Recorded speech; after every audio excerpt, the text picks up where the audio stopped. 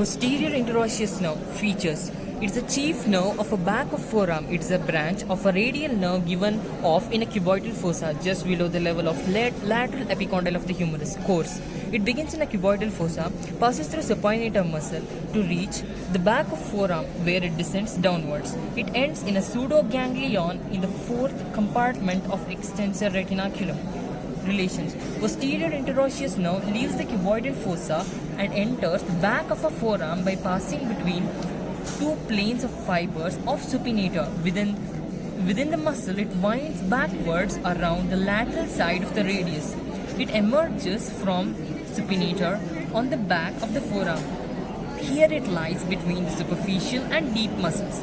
At the lower border of extensor pollicis brevis, it passes deep to the extensor pollicis longus. It runs on the posterior surface of an interosseous membrane up to the wrist, where it enlarges into pseudoganglion and ends by supplying the wrist and intercarpal joints.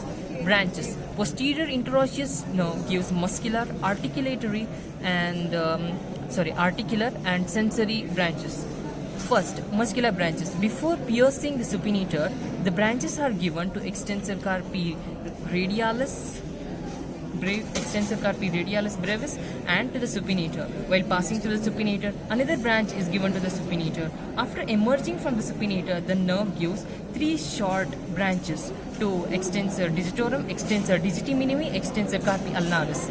It also gives two branches. A lateral branch supplies to the abductor pollicis longus and extensor pollicis brevis. A medial branch supplies to the extensor pollicis longus and extensor indicis. Articular branches. Articular branches are given to the wrist joint, the distal radio-ulnar joint, the intercarpal and intermetacarpal joint. Sensory branches. Sensory branches are given to the interosseous membrane and the radius and the ulna.